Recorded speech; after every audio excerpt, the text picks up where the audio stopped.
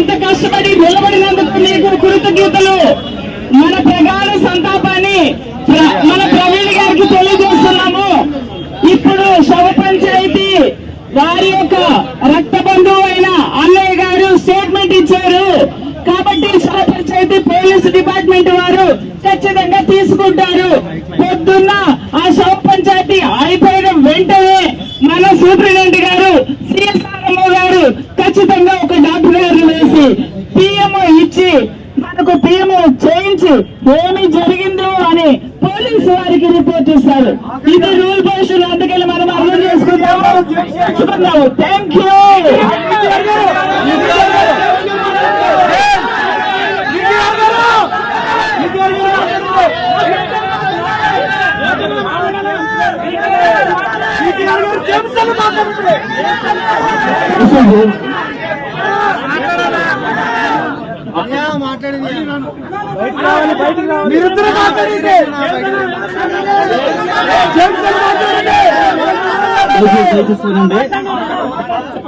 దయచేసి వినండి.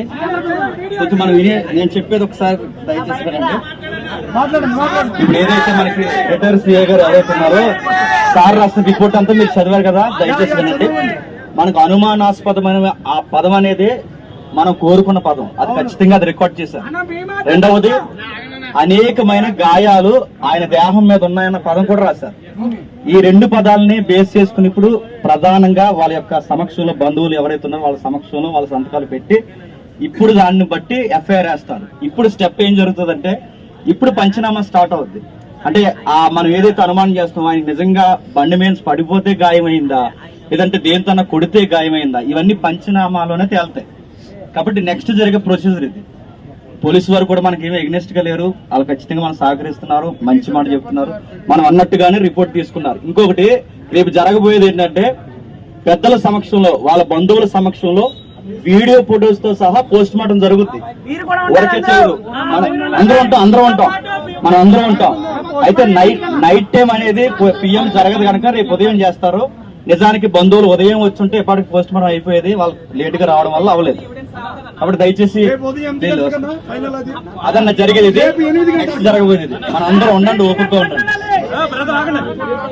నాకు బీకేఆర్ గారు మాట్లాడతారు ఒకసారి.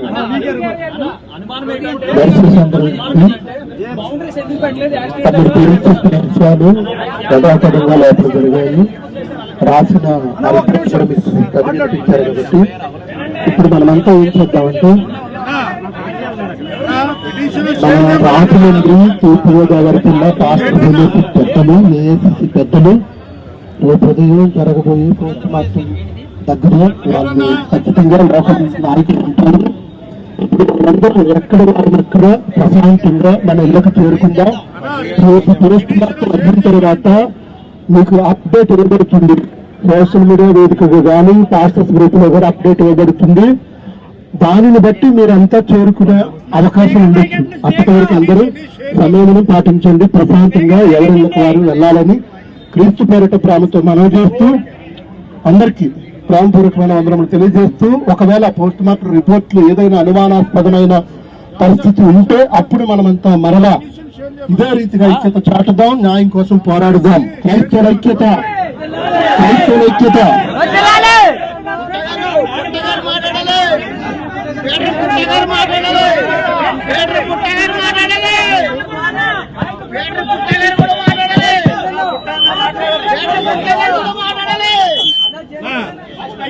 క్రైస్తవుల ఐక్యత, క్రైస్తవుల ఐక్యత, క్రైస్తవుల ఐక్యత. నిజంగా క్రైస్తవ వీరులుగా వచ్చినటువంటి మీ అందరి డిమాండ్ ప్రకారంగా ఇప్పటి వరకు పిటిషన్ ఇవ్వలేదు వాళ్ళు. ఇప్పుడు పిటిషన్ ఇచ్చారు. ఇప్పటి వరకు పిఎం అవదన్నారు. పిఎం మార్నింగ్ చేయడానికి మన డిమాండ్స్ అన్ని కూడా కంప్లీట్ అయ్యాయి. కాబట్టి అందరూ కూడా ఈ రోజు ఈ కార్యక్రమానికి సహకరించిన ప్రతి ఒక్కరికి వందనాలండి. పిటిషన్ కాపీ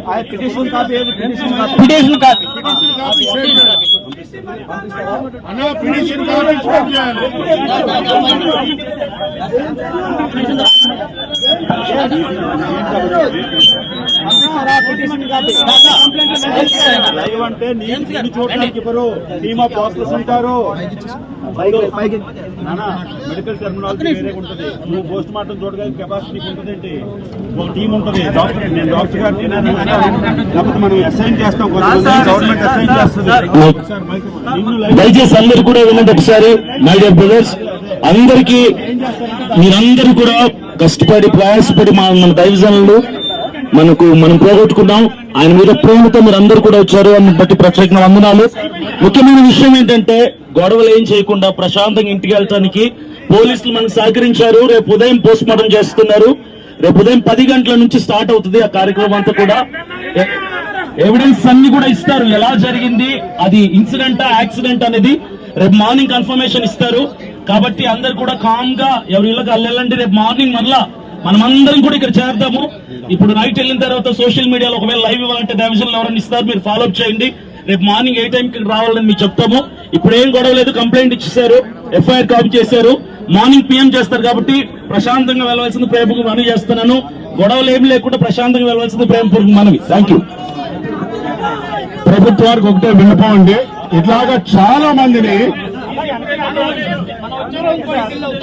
మంది క్రైస్తవుల మీద ఉద్దేశపూర్వకంగా దాడులు జరుగుతున్న కారణంగా మనం ప్రవీణ్ ప్రగడాల్ గారికి జరిగిన విషయంలో మనం ఆలోచించవలసి వస్తుంది. అంతేకాదు, ఎవరైతే బైబిల్ విషయంలో డిఫెండ్ చేస్తున్నారో వారి ప్రాణాలు కూడా ఎప్పుడున్నట్టు హెచ్చరించడం. క్రైస్తవ నాయకులు పెద్దలు ఇక్కడ మార్చురి దగ్గర ఈ రాజమండ్రి హాస్పిటల్లో జరిగినటువంటి దగ్గర ప్రధాన డిమాండ్ ఏంటి క్రైస్తవ సమాజం నుంచి అనే దానికి ఒక స్పష్టమైనటువంటిది లేదు. ఎందుకొరకనంటే యాక్సిడెంట్ జరిగినటువంటి స్పాట్ దగ్గర, ప్లేస్ దగ్గర మీరు ఎక్కడైనా చూడండి, ఏ హైవేలో కానీ లేదంటే ఏ ప్లేస్లో కానీ చుట్టూ ఒక మార్కింగ్ చేస్తారు, ఒక ప్లేస్ చేస్తారు. అందులో క్రైస్తవ్యంలోనే చాలా మెజారిటీ కోరుకునేటువంటి వ్యక్తి, చాలా ప్రాముఖ్యమైనటువంటి వ్యక్తి హత్య చేయబడ్డాడు అని మొత్తం రెండు రాష్ట్రాల్లో కూడా ఆందోళన చేస్తున్నటువంటి టీవీ9లో ప్రెస్లు అన్నింటిలో వస్తున్నటువంటి న్యూస్ విషయంలో కనీసం ఇందాక 2-3 గంటల సేపు నేను అక్కడికి వెళ్ళి చూశాను. ఒక పోలీస్ కానీ లేదంటే అక్కడ ఏదైనా ఒక బౌండరీ గీసినటువంటి విధానం కానీ ఏదీ లేదు. అక్కడ ఉన్నటువంటి మీడియా వాళ్ళు వస్తున్నారు, ఈ బండిని పట్టుకుని ఇదిగో ఈ బండి ఎలా యాక్సిడెంట్ జరిగింది, ఈ హెల్మెట్ కి ఇలా బ్లడ్ అంటుకున్నది, ఈ స్పెడ్స్ ఇలా ఉన్నది, మాస్క్ ఇలా ఉన్నది అని చెప్పేసి ఎన్నో రకాలుగా దాన్ని పట్టుకుని చెప్తున్నారు. మరి ఎవిడెన్స్లు ఎలా దొరుకుతాయి? ఎవిడెన్స్లు డెడ్ బాడీ దగ్గర మీరు మార్చరీ చేస్తే మీకు దొరికేస్తాయా? అక్కడ ఎవరు వచ్చారు, అక్కడికి ఎవరు రాకుండా ఎలాగా ముందు కనీసం అక్కడ ఇన్వెస్టిగేషన్ జరగాలి కదా. స్పాట్ దగ్గర ఇన్వెస్టిగేషన్ లేకుండా మార్చురీలో జరిగే దాని గురించి మాట్లాడతారేంటి? అసలు ఎక్కడ అక్కడ సీసీ ఫుటేజ్ కరెక్ట్ గా పెట్రోల్ బంక్ ఆపోజిట్ లో జరిగింది యాక్సిడెంట్. ఆ పెట్రోల్ బంక్ ఆపోజిట్ లో జరిగినటువంటి ఆ సీసీ ఫుటేజ్ ఇవ్వండి అని అంటే దానికి సంబంధించినటువంటి సరైన స్పందన లేదు, రెస్పాండ్ లేదు. ఏంటంటే ఇచ్చేసాం, పంపించేసాం వాట్సాప్ గ్రూపుల్లో. అందులో ఏమంటున్నారు, అది దూళ్ళేసిపోంది అంటది. దూళ్ళేసిపోంది ఎక్కడ లేచిపోంది? రాజమండ్రిలో లేచిపోందా, విశాఖపట్నంలో లేచిపోందా, లేదంటే విజయవాడలో లేచిపోందా? బోల్డ్ చోట్ల లేచిపోతుంది. స్పాట్ కావాలి కదా మనకి. ఆ స్పాట్ కరెక్ట్గా అదే వీడియోనా అక్కడ ఉన్నటువంటి నయారా బంక్ దగ్గర అది కాదా అనేటువంటి మనకి డిమాండ్ వద్దా? మనకి ప్రధానమైన డిమాండ్ వద్దా? కంప్లైంట్ రాసేసాం, ఎఫ్ఐఆర్ రాసేసాం, తెల్లవారుజాము పంచనామా జరిగిపోతుంది. పంచనామా జరిగిపోయినటువంటి దానికి డెడ్ బాడీ తీసుకుని వెళ్ళిపోతారు. ఇదే క్రైస్తవం. రేపొద్దున వీళ్ళయ్యారు, రేపొద్దున మనం అవుతాం. ఏంటి దీనికి జవాబు? ఏంటి జవాబుదారీతనం లేదా దీంట్లో? ఒక పోలీస్ గారైనా బయటకు వచ్చి ఎందుకు దానికి చుట్టూ బౌండరీస్ పెట్టలేదనే దాని కొరకు ఎవరైనా ఇప్పుడు వరకు చెప్పారా? దాన్ని అడిగారా? ప్రధాన డిమాండ్ అంటే అని అడిగారా? ఒకరైనా సరే ఎందుకు పెట్టలేదు అనే దాన్ని అడిగారా? మరి ఎవిడెన్స్ మాఫీ ఎలా చేస్తారు చెప్పండి? మీరు ఎవిడెన్స్ మాఫీ ఎలా జరుగుతాయో చెప్పండి. ఆ మాత్రం తెలియదా? మనం చదువుకోవట్లేదా? నెట్లలో చూడట్లేదా ఎవిడెన్స్ మాఫీలు ఎలా జరుగుతాయో? కొంచెమైనా సరే పెద్ద పెద్ద నాయకులు పెద్ద పెద్ద వారు అడగవలసినటువంటి విధానములు అడగకపోతే మనకి న్యాయం ఎలా దొరుకుతుందండి? మీరైనా ఆలోచించండి కొంచెం. ఎందుకు పెట్టలేదు గట్టిగా అడగండి. ఈ రోజు మార్నింగ్ మనం 8 గంటలకు వెళ్తాం, అక్కడ 8 గంటలకి ఇక్కడ ఎంత మనకు ఇక రేపు పొద్దున 8 గంటలకు ఏముంటదండి? అంబులెన్స్ లో బాడీ ఎక్కిస్తారా, హైదరాబాద్ వెళ్తాది. ఏం జరుగుతుంది? అంతకు మించి ఏం జరగదు. అంతకు మించి ఏం జరగదు. ఏం జరుగుతుంది? రేపు పొద్దున 8 గంటలకు వస్తే ఏం జరుగుతుందండి? చెప్పండి. 8 గంటలకు వస్తే న్యాయం జరిగిపోతా చెప్పండి. పోస్ట్ మార్టం అవ్వకుండా ఏమవ్వకుండా పోస్ట్ మార్టం స్పాట్ జరిగినట్టు ఎవిడెన్స్ వద్దా మాకు? స్పాట్ లో ఎవిడెన్స్ వద్దా మాకు? బౌండరీ లేకుండా ఎవిడెన్స్ కూడా తారుమారు చేసేస్తుంటే ఎవిడెన్స్ లేకుండా మాకు ఎలాగండి? మాట్లాడరంటే పెద్దలు, మాట్లాడరంటే నాయకులు, మాట్లాడరంటే స్పాట్ దగ్గర వదిలేసి పొద్దుట ఏమవుతుందండి? అవదా గ్యారంటీ ఇస్తాను నేను.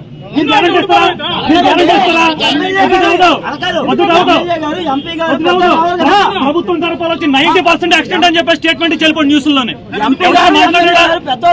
ఎవరైనా మాట్లాడారంటే న్యూస్ ఛానల్ వెళ్ళవలసింది వెళ్ళిపోయింది. పక్క నుంచి ఎవిడెన్స్ సరిపోతుందంతా పోయింది. ఎవిడెన్స్ దగ్గర ఒక రకమైనటువంటి సేఫ్టీ లేదు. అక్కడ ఎవరో ఒక కనీసం ఒక కానిస్టేబుల్ గారు కూడా లేరు. ఉన్నారని చెప్పారు.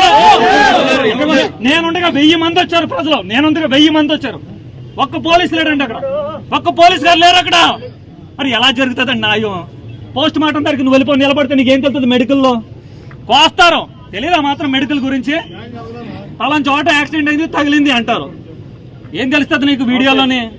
అడగండి, సరిగ్గా డిమాండ్ చేయండి. సరే డిమాండ్ లేకుండా వెళ్ళిపోతే మన క్రైస్తవ నాయకుల్లో ఐక్యత లేదు. ఉదయం చెప్పిన వాళ్ళు అందరూ వెళ్ళిపోయారు. నిజంగా మాట్లాడితే ఎవిడెన్స్ లేకుండా అక్కడ అడగండి. ఎవిడెన్స్ లేకుండా అక్కడ అడగండి. ఇప్పుడు కాదండి బ్రదర్ ఇప్పుడు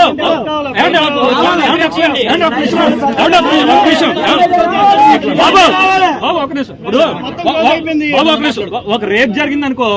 రేప్ జరిగినటువంటి గదిలో అక్కడ ఉన్నటువంటి సీరం మొత్తం అంతా బ్లడ్ మొత్తం ఎవిడెన్స్ బాడీ క్లాత్ అన్ని తీసుకుంటారు కదా? తీసుకుంటారా? మరి ఎవిడెన్స్ ఎక్కడ తీసుకున్నారు చెప్పండి.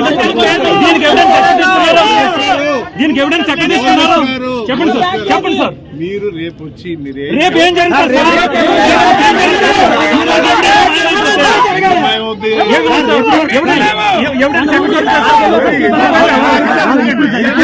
ఉండదు కదా సార్.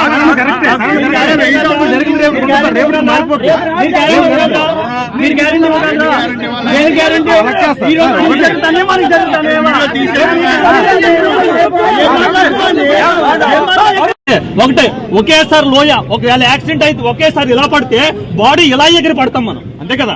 అంతేనా? ఇలా పడితే బాడీ ఇలా ఎగిరి పడతాం. మాత్రం కూడా తెలీదా మీకు? ఎక్కడ ఎవరు చేసి పంటలు చేసేసి బండి మీద పడేసాడు అని అడగడం లేదు మనకి. ఎందుకంటే రేపొద్దు తెల్లవారు ఏం జరుగుతుందండి? బాడీ తీసిన హైదరాబాద్ వెళ్తారు.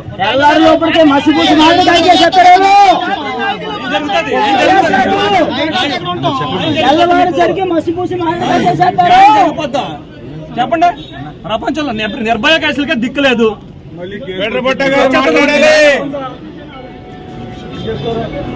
జరిగిన తర్వాత అసలు